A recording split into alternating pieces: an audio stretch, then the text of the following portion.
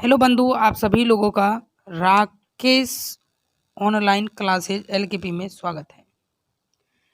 आज के लेक्चर 1 में हम लोग करेंगे लाभ और हानि अर्थात प्रॉफिट एंड लॉस की चर्चा करेंगे।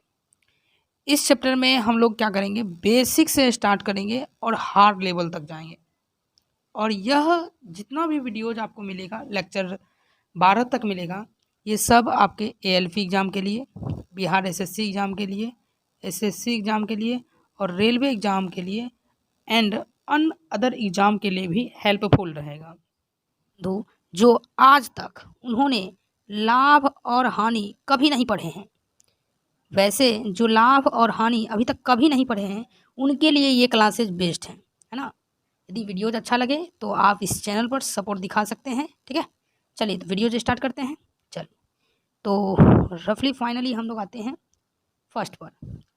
चलिए तो इसमें हम लोग देखेंगे प्रॉफिट एंड लॉस के बारे में। प्रॉफिट एंड लॉस कहता है ना, प्रॉफिट एंड लॉस कहता है कि लाभ अर्थात हानि। इसमें हम लोग लाभ और हानि की चर्चा करेंगे, लेकिन इस लाभ और हानि की चर्चा करने से पहले मैं आपको बता दूं कि पहले आपको कुछ परसेंटेज के बेसिक ज्ञान होने चाहिए। और परसेंटेज का बेसिक ज्ञान क्या है, बहुत आसान सा तरीका है ना। आसान सा तरीका क्या है कि जैसे मान लीजिए 100% है। कितना परसेंट है? 100% है। अब इस 100% जो है इसे हम फ्रैक्शन वैल्यू में लिख सकते हैं 1। अब आप कहेंगे कि ये कैसे आ गया 100% की वैल्यू 1, हमें तो समझ में नहीं आया। चलिए मैं आपको समझाता हूँ, देखिए ध्यान से। 100% है, जब आप इस परसेंटेज की वैल्यू को हटाएंगे तो नीचे मिलेगा आपको 100।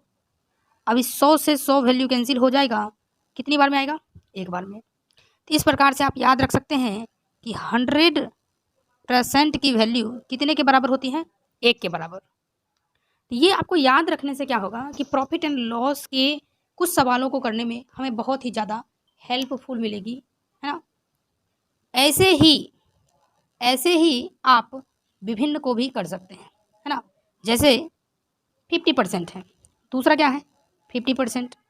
तो आप क्या करेंगे, 50 लिखेंगे और परसेंट मतलब नीचे देंगे 100। 50 से 100 जाएगा 2 बार में, अर्थात 1/2 होगा। तो 50% की फ्रैक्शन वैल्यू कितनी होगी? 1/2 होगी, याद रख सकते हैं। इसी प्रकार अन्य भी आप निकाल सकते हैं। जैसे मैं बात करूं 33.1/3%, इसकी फ्रैक्शन वैल्यू होती है 1/3। आप चाहें तो इसे निकाल भी सकते हैं या याद भी रख सकते हैं। यदि आप इसे निकालने की कोशिश करें तो मैं आपको बताने का प्रयास करूंगा कैसे निकालना है। इसे निकालने के लिए आप क्या करें, पहले इसे मल्टीप्लाई करें। तो 3 को 33 बार मल्टीप्लाई करेंगे तो 99। 3 को 33 से मल्टीप्लाई करेंगे 99, और इसमें ये एक ऐड कर देंगे तो कितना हो जाएगा? 100 हो जाएगा, है ना। और इसके बटे में 3 पहले से है, 1 मिनट। 100 तो होगा ही होगा, है ना। और बटे में क्या होगा? 3। फिर बटे परसेंट के लिए 100, ठीक है। और यहाँ से 100 कैंसिल हो जाएगा, क्या बचेगा? 1/3 बचेगा। तो यदि आप परसेंटेज नहीं पढ़े हैं तो मैं आपके लिए परसेंटेज का भी वीडियो लाऊंगा। तब तक आप क्या करें, इस फ्रैक्शन की वैल्यूज़ को याद कर लीजिए। यदि आप इस फ्रैक्शन की वैल्यू को याद कर लेते हैं तो फिर आपके लिए बहुत ही फ़ायदेमंद रहेगा, ठीक है ना। चलिए तो आपको फ्रैक्शन की वैल्यू कौन कौन सी याद करनी है। पहला नंबर 100% की फ्रैक्शन वैल्यू कितनी होती है? 1। दूसरा है 50% की फ्रैक्शन वैल्यू 1/2, ठीक है। 1 मिनट। 50% की फ्रैक्शन वैल्यू कितनी हो जाएगी? 1/2। 33.1/3% की वैल्यू कितनी हो जाएगी? 1/3। उसी प्रकार 25% की वैल्यू 1/4। अगला है 20% की वैल्यू 1/5। 16 दशमलव है, ध्यान से देखिएगा, 16.66 क्या है? 16.66 का प्रतिशत वैल्यू जो है फ्रैक्शन में 1/6 होगा। यहाँ तक आप याद रख सकते हैं, ठीक है। चलिए मैं आपको इसमें कुछ कॉमन पार्ट बता रहा हूँ जिसे आप ध्यान से देखिएगा। मैक्सिमम बच्चे यहाँ कन्फ्यूज करते हैं। अब कन्फ्यूज क्या करते हैं, तो कन्फ्यूज इस परसेंटेज को लेकर के करते हैं कि इसे अक्सर बच्चे भूल जाते हैं। 2 फ्रैक्शन वैल्यू है, एक फ्रैक्शन वैल्यू है 11.1/9%, और उसके फ्रैक्शन वैल्यू होता है 1/9। और दूसरा है 9.1/11%। 9.1/11%, इसकी फ्रैक्शन वैल्यू है 1/11। ध्यान से देखिएगा, दो फ्रैक्शन वैल्यू है, एक है 11.1/9, इसकी परसेंट वैल्यू है 1/9, 1/9। और दूसरा जो है, ठीक है, चलिए, तो इसे आप ध्यान कैसे रखेंगे, याद रखेंगे, यदि नीचे 9 हो तो नीचे भी 9 कहेंगे, और यदि नीचे 11 है तो यहाँ भी क्या कहेंगे, 11 कहेंगे, है ना। बात समझ में आई। नीचे 9 है तो 1/9, नीचे 11 है तो 1/11। इस प्रकार से आप ध्यान रख सकते हैं। चलिए ठीक है, अब हम लोग नेक्स्ट पेज की तरफ स्लाइड करते हैं। चलिए आगे हम लोग नेक्स्ट पेज। अब नेक्स्ट पेज में है आपका सम इम्पॉर्टेंट टर्म्स। कुछ इम्पॉर्टेंट टर्म को आपको ध्यान रखना है। क्या ध्यान रखना है इम्पॉर्टेंट टर्म में? तो पहला इम्पॉर्टेंट टर्म है आपका सीपी। पहला इम्पॉर्टेंट टर्म है सीपी। सीपी का फुल फॉर्म होता है, सी फॉर हो जाएगा कॉस्ट और पी फॉर हो जाएगा प्राइस, अर्थात कॉस्ट प्राइस, जिसे हम लोग क्रय मूल्य भी कहते हैं। यह वह मूल्य होता है, सीपी वह मूल्य है जिस पर हम लोग कोई चीज़ खरीदते हैं। अब जैसे मैं आपसे के लिए बात करूं कि मान लीजिए ये एक पेन है। अब इस पेन को खरीदने के लिए आपने दुकान गया। दुकान में जब यह पेन खरीदने के लिए आप गए तो इस पेन को खरीदने में जो भी आपको मूल्य तय करना पड़ा, इसी को हम लोग कहते हैं सीपी। ठीक है, चलिए दूसरा है एसपी। दूसरा क्या है, एसपी के बारे में पढ़ेंगे। ठीक है, बात करूं एसपी, एक मिनट। दूसरा है एसपी। एसपी का फुल फॉर्म होता है सेलिंग प्राइस। क्या होता है, सेलिंग प्राइस, जिसे हम विक्रय मूल्य कहते हैं। चलिए तीसरा पॉइंट है एमपी, मार्केट प्राइस, अंकित मूल्य। यानी जब आप कोई बाजार में सामान खरीदने के लिए जाते होंगे तो पहले से मार्क किया हुआ रहता है, उसे हम लोग मार्केट प्राइस या अंकित मूल्य कहते हैं। और पांचवा है लॉस, चौथा लॉस, और पांचवा प्रॉफिट, जिसे हम लोग लाभ कहते हैं। ये कुछ इंपॉर्टेंट टर्म थे जो कि आपको ध्यान रखने थे। चलिए हम लोग अब अगले प्रश्न की ओर चलते हैं। चलिए अगला पॉइंट है कुछ इंपॉर्टेंट फार्मूला है। अगले स्लाइड पर हम लोग आ गए हैं। अगला स्लाइड में कुछ इंपॉर्टेंट फार्मूला की बात की गई है। इस फार्मूला में हम लोग 2 फार्मूला डिस्कस करते हैं। टोटल 4 फार्मूलाएँ हैं। अब फार्मूलाओं को ध्यान से देखिएगा। फार्मूला समझने से पहले मैं आपको कुछ बता रहा हूँ, ध्यान से देखिए।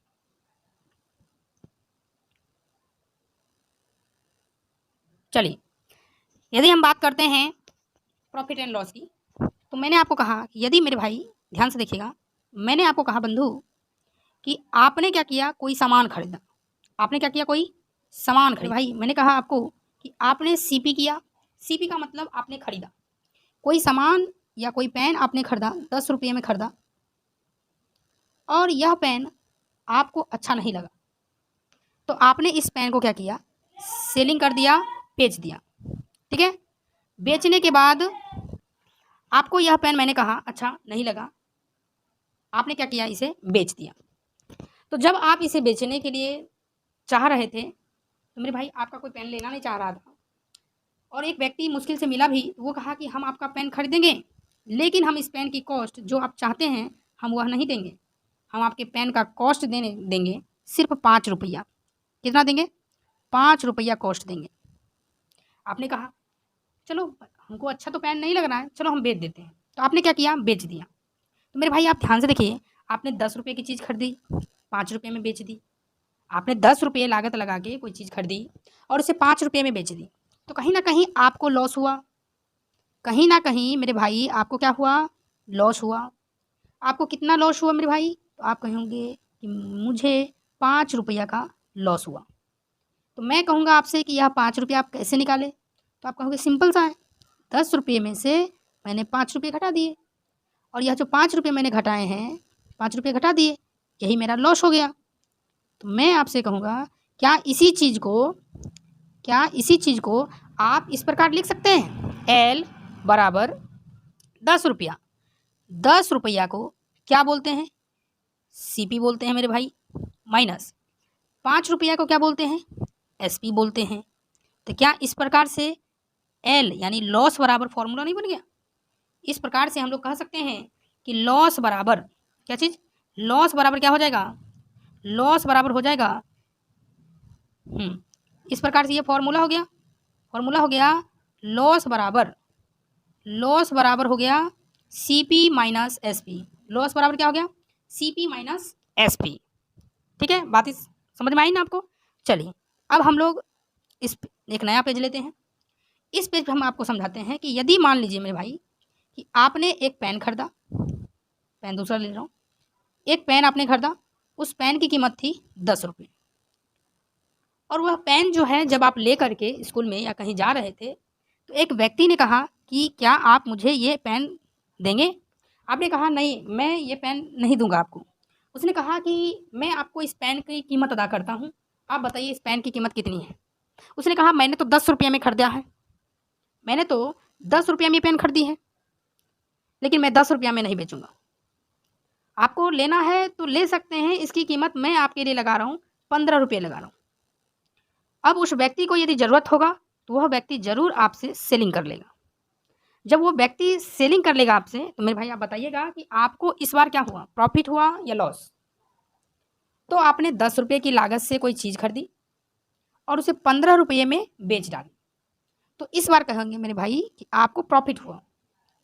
अब इस बार जो प्रॉफिट हुआ, मैं कहूँगा फिर से आपको कितना प्रॉफिट हुआ, आप कहोगे 5 रुपये प्रॉफिट हुआ। कितना रुपये प्रॉफिट हुआ? 5 रुपया आपको प्रॉफिट हुआ। मैं कहूँगा ये 5 रुपया आपने कैसे निकाला? तो आप कहेंगे कि 15 रुपया में से 10 रुपया माइनस कर दिए तो हमें प्रॉफिट हो गया, ऐसे ही तो निकाले हैं हम। क्या मेरे भाई मैं इस बात को ऐसे लिख सकता हूँ कि P बराबर ये 15 रुपया कहाँ से आया? तो आप बोलोगे SP है, माइनस 10 रुपया क्या है, CP है। इस प्रकार से प्रॉफिट का फॉर्मूला नहीं बन गया, SP माइनस CP। कोई दिक्कत? चलिए इसी चीज़ को हम यहाँ पर लिखे हैं। क्या लिखे हैं इंपॉर्टेंट फार्मूला में? तो फार्मूला में मैंने लिखा मेरे भाई, फार्मूला में है ना, चलिए पहला लिखे हैं लॉस, तो लॉस बराबर अभी मैंने आपको सिखा दिया CP माइनस SP। दूसरा है लिखा मैंने कि दूसरा मैंने लिखा प्रॉफिट बराबर SP माइनस CP। कोई दिक्कत किसी को नहीं ना? तीसरा बड़ी महत्वपूर्ण है और बड़ी काम की भी है। तीसरा है आपका, मैं पेन और चेंज कर लेता हूँ, तीसरा है आपका प्रॉफिट परसेंट। क्या है? Profit percent. प्रॉफिट परसेंट, यदि आपको प्रॉफिट निकालना है, प्रॉफिट परसेंट, इस पर प्रॉफिट नहीं है, क्या है, प्रॉफिट परसेंट है। यदि आपको प्रॉफिट परसेंट निकालना है तो कैसे निकालेंगे? तो प्रॉफिट परसेंट निकालने के लिए, ठीक ना, देखिए प्रॉफिट निकालने के लिए प्रॉफिट बटा CP और मल्टीप्लाई 100% करते हैं, ठीक है ना। क्या करते हैं? यदि आपको प्रॉफिट निकालना हो, ध्यान से देखिए मेरी बात, यदि आपको प्रॉफिट निकालना हो, यदि आपको प्रॉफिट निकालना हो तो क्या करेंगे आप? यदि आपको प्रॉफिट निकालना हो तो आप करेंगे प्रॉफिट परसेंट बराबर प्रॉफिट बटे CP मल्टीप्लाई 100। इसी प्रकार यदि आपको लॉस निकालना हो, क्या निकालना हो, लॉस परसेंट निकालना हो, तो आप क्या लिखेंगे? लॉस, क्या लिखेंगे? लॉस परसेंट बराबर लॉस बटे CP गुना SP, CP गुना 100%। ठीक है, चलिए यहाँ तक क्लियर हुआ। दूसरी बात आप ध्यान रखेंगे, लाभ और हानि की गणना हमेशा CP पर की जाती है। लाभ और हानि की गणना हमेशा किस चीज़ पर करते हैं? CP। इस चीज़ को ध्यान रखें। कभी कभार बच्चे पूछ डालते हैं, जो बच्चे यहाँ ऑफलाइन में पढ़ते हैं वो पूछते हैं, मेरे बंधु पूछते हैं कि आप ये बताइए कि हर हमेशा CP पर ही गणना क्यों करते हैं? हर हमेशा जो गणना होती है वह CP पर ही क्यों करते हैं, क्यों नहीं SP पर गणना की जाती है? तो मैं आपका जवाब देने जा रहा हूँ बंधु कि आपको जो है प्रॉफिट हुआ या आपको जो है लॉस हुआ, इस बात का पता आपको कैसे चला? तो आप कहोगे सबसे पहले मैंने किसी वस्तु को क्रय किया था, उसके बाद मैंने उसको विक्रय किया। तो मेरे बंधु आप हमें ये बताएं, सबसे पहला काम आपने क्या किया? क्रय। उसके बाद क्या किए? विक्रय। तभी तो आपको पता चला कि प्रॉफिट है या लॉस। क्या ऐसा हो सकता है कि आप बिना क्रय किए विक्रय कर सकते हैं। आप कहोगे नहीं, ऐसा तो नहीं हो सकता है। इसका मतलब मेरे भाई कि यदि आपको प्रॉफिट निकालना है या लॉस निकालना है, प्रॉफिट परसेंट निकालना है या लॉस परसेंट निकालना है, तो इसके लिए आपको क्रय पता होना चाहिए। यदि आपको क्रय पता ही नहीं होगा तो आप विक्रय नहीं कर पाएंगे, और जब विक्रय नहीं कर पाएंगे तो प्रॉफिट एंड लॉस परसेंट नहीं निकाल पाएंगे। इसलिए मेरे भाई तो सबसे पहले आपको क्रय करना ही पड़ेगा। इसीलिए प्रॉफिट परसेंट निकालते समय और लॉस परसेंट निकालते समय हमेशा बटा में सीपी लिखते हैं। हमेशा बटा में क्या लिखते हैं? सीपी। क्या ये बातें आपको क्लियर हो गई? क्लियर हो गई? चलिए, यदि आपको क्लियर हो गई है तो हम लोग अगले पेज पर चलें। चलिए, अगला पेज पर है, मैंने आपके लिए पहले से ही स्लाइड लिख रखा है। यदि आपको ये सारा पीडीएफ आपको चाहिए तो आप हमारे डिस्क्रिप्शन में जो है ना, डिस्क्रिप्शन जो होता है, आपको उसमें हम लिंक दे देंगे। आप उस लिंक पर जुड़ जाइएगा और उस लिंक से जो है ना, 1 मिनट, उस लिंक पर आप क्लिक करके जो है पीडीएफ प्राप्त कर सकते हैं। ठीक है, चलिए आगे की सेशन में स्टार्ट करें। आगे ये है कि हम लोगों ने क्या पढ़ा? प्रॉफिट का फॉर्मूला पढ़ा। क्या पढ़ा? देखिए आप, ये हम लोगों ने फॉर्मूला पढ़ा प्रॉफिट का, प्रॉफिट परसेंट का, लॉस परसेंट का। तो मेरे कहने का अर्थ ये हुआ कि इससे आखिर क्या क्या क्वेश्चन बनेंगे, इससे क्वेश्चन क्या क्या बनेंगे। तो इससे क्वेश्चन जो बनेंगे वो देखिए, आपने पढ़ा सीपी, आपने एसपी पढ़ा, आपने प्रॉफिट या लॉस परसेंट पढ़ा। तो ये सब जो आपने पढ़ा, इससे क्या क्या क्वेश्चन बनेंगे? तो क्वेश्चन बनेंगे मेरे भाई, क्वेश्चन आपको क्या क्या बन सकते हैं? हो सकता है पहली बार में आपको सीपी देगा, आपको सीपी देगा, एसपी देगा, और आपसे प्रॉफिट या लॉस परसेंट पूछ लेगा। दूसरा प्रश्न हो सकता है कि आपको सीपी देगा, एसपी इस बार पूछ लेगा मेरे भाई, और प्रॉफिट या लॉस परसेंट देगा। तीसरा है कि आपसे इस बार सीपी ही पूछ लेगा, एसपी देगा, और प्रॉफिट एंड लॉस परसेंट। आप ध्यान से देखिएगा कितने प्रकार से क्वेश्चन बन सकते हैं। पहला टाइप हो सकता है कि प्रॉफिट सीपी देगा, एसपी देगा, प्रॉफिट या लॉस परसेंट पूछेगा। दूसरा प्रश्न हो सकता है सीपी देगा, प्रॉफिट या लॉस परसेंट में से कोई चीज़ देगा और आपसे एसपी पूछा जा सकता है। तीसरा टाइप होगा कि आपको सीपी देगा, सीपी पूछेगा, एसपी देगा, प्रॉफिट एंड लॉस परसेंट देगा। क्लियर है?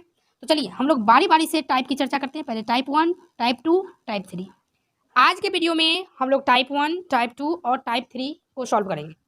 चलिए, तो सबसे पहले हम स्टार्ट करते हैं टाइप 1। ये वीडियो कौन सा है? ये है टाइप फर्स्ट। अभी हम लोग टाइप फर्स्ट अध्ययन कर लेते हैं। टाइप फर्स्ट में सबसे पहला क्वेश्चन है कि यदि सीपी बराबर 15, यदि सीपी बराबर 15 और एसपी बराबर 18, तो आपसे हमने पूछा प्रॉफिट परसेंट। तो मेरे भाई, मैंने आपको अभी प्रॉफिट परसेंट का फॉर्मूला क्या पढ़ाया था? तो प्रॉफिट बाई सीपी, है ना, मल्टीप्लाई 100%। क्या मैंने आपको पढ़ाया था? प्रॉफिट परसेंट निकालना है तो प्रॉफिट बाय सीपी गुना 100%।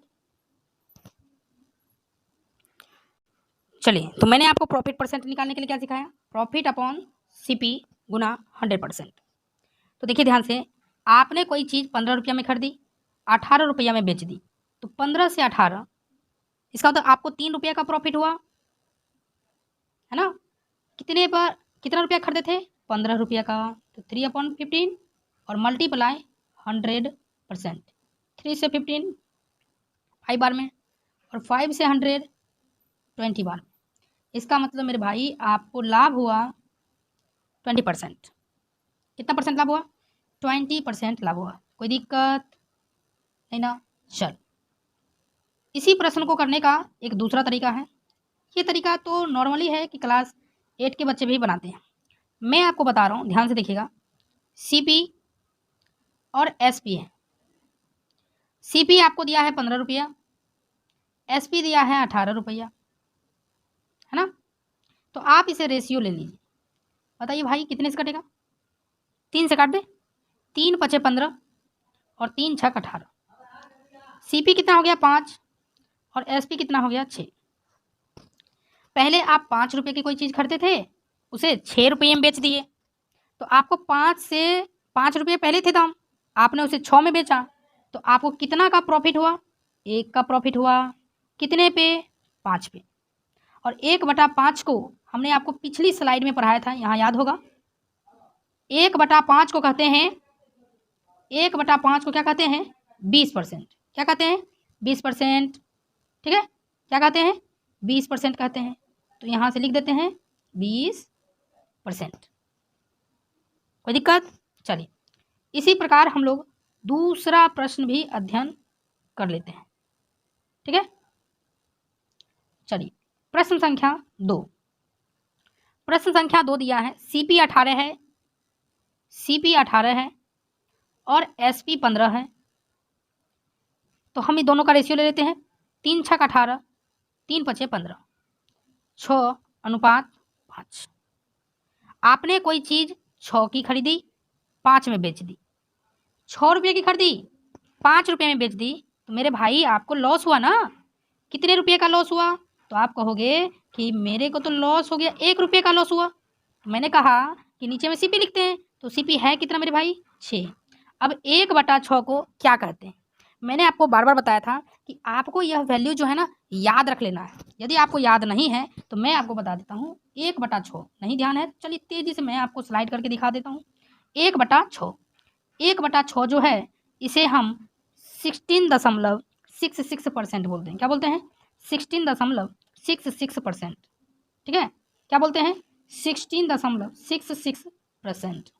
ठीक है, आपको उम्मीद करते हैं कि पहला टाइप क्लियर हो गया होगा। पहला टाइप में किसी भी बंधु को कोई दिक्कत है नहीं ना? चलिए, बहुत अच्छी बात है, आप लोग अच्छे से सीख रहे हैं। चलिए, अब हम लोग टाइप 2 और टाइप 3 सीखने वाले हैं। लेकिन टाइप 2 और टाइप 3 सीखने से पहले मैं आपको कुछ बेसिक बातें बताना चाहता हूँ। और ये बेसिक बातें ये है कि हम लोग कुछ रेशियो की चर्चा करने जा रहे हैं। रेशियो मेथड है ना, यानी कुछ अनुपात होगा। ध्यान से देखिएगा, यहाँ आपको लिखा हुआ मिलेगा, लिखा हुआ है P%। P% मतलब प्रॉफिट परसेंट। प्रॉफिट परसेंट कितना मैंने लिखा है? 11.1/9%। और 11.1/9% की फ्रैक्शन वैल्यू कितनी होती है मेरे भाई? 1/9। ये आपने याद किया है ना? इसके लिए मैंने आपको ट्रिक भी बताया था ना, यदि नीचे 9 हो तो वही 1/9 लिख देते हैं। इसका मतलब है कि कोई सामान 9 रुपये के था, जब उसे हम लोग बेचे तो हमें 1 रुपया का प्रॉफिट हुआ। कोई सामान 9 रुपया का था, 9 रुपया का था कोई सामान, ये CP हुआ। और जब हम उसे बेचे तो हमें प्रॉफिट हुआ 1 रुपये का। इस प्रकार से हम कह सकते हैं कि CP 9 रुपया है और जब हम इसे बेचे तो कितना का प्रॉफिट करना है? 1 का प्रॉफिट। 9 रुपया का सामान है, 1 रुपया प्रॉफिट करके बेचना है, तो इस वस्तु का दाम कितना हो जाएगा? 10 रुपया हो जाएगा ना? कितना रुपया हो जाएगा? 10 रुपया। यानी CP SP का रेशियो क्या हो जाएगा? 9:10।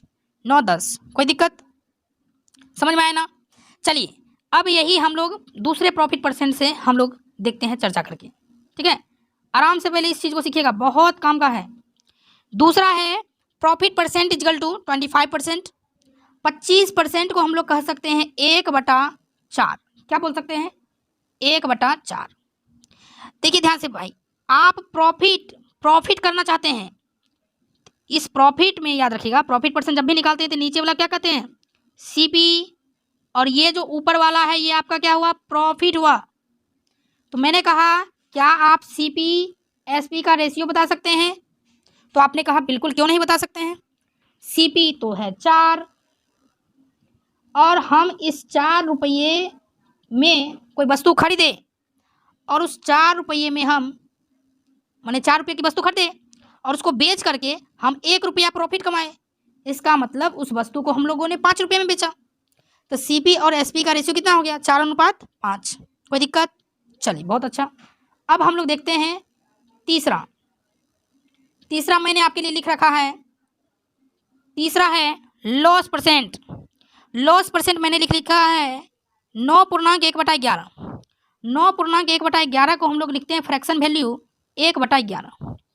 9.1/11 को बोलते हैं 1/11। अब जो यह 1/11 है, इसका मतलब है कि आपको लॉस हो रहा है। देखिए, जब भी फ्रैक्शन वैल्यू होती है तो नीचे वाले को क्या बोलते हैं, सीपी। और यहाँ इस बार प्रॉफिट नहीं है, लॉस है, लॉस है ना, आपको लॉस हुआ।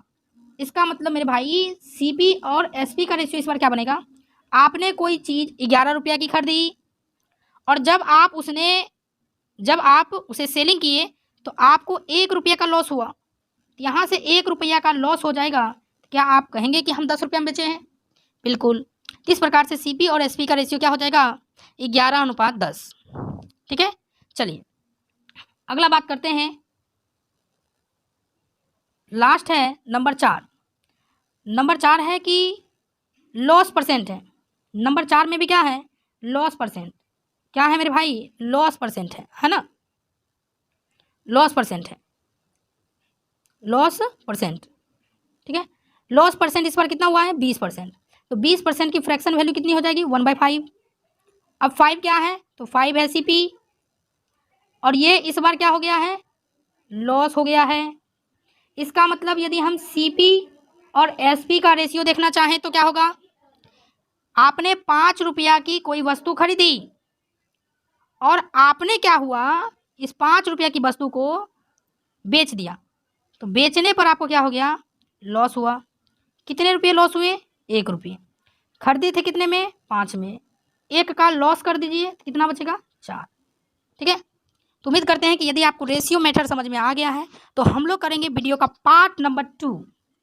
हम लोग कल करेंगे वीडियो का पार्ट नंबर 2 करेंगे।